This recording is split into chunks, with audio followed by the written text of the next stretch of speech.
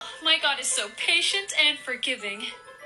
Really? What's your favorite verse about forgiveness? All right, let's see where this goes.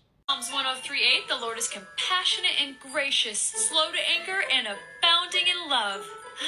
What's yours? Now, this is completely true about who God is and his character, but it needs to be noted here that Psalms 103:8 is actually quoting Exodus 34, and that's important for what she's about to say. Nahum 1:2, the Lord is a jealous and avenging God. The Lord takes vengeance and is filled with wrath. The Lord takes vengeance on his foes. Man, the theatrics in these conversations are the best, but this is consistent with who God is. And in Exodus 34, God speaks about himself and who he is and says this. God tells us that he's merciful and gracious, slow to anger, abounding in love, will forgive sin. But in verse 37, by no means will clear the guilty.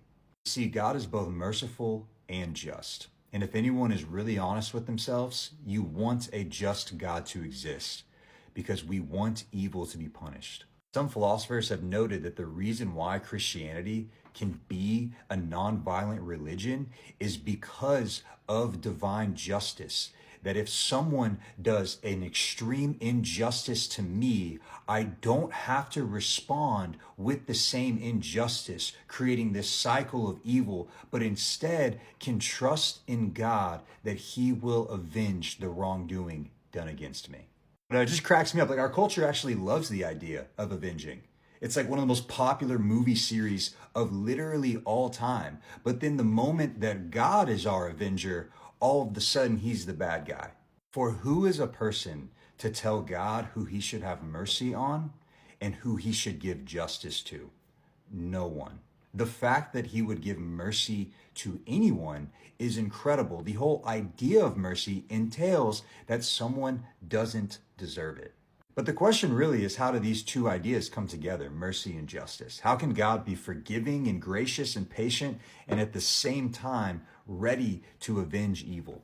At the center of Christianity is where justice and mercy actually meet. That on the cross, Jesus gets the just penalty due our sin so that no sin goes unpunished. The guilty are not cleared.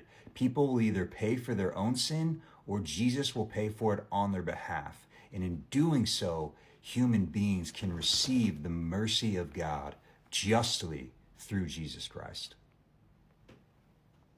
It is a profound thing that God is both merciful and just.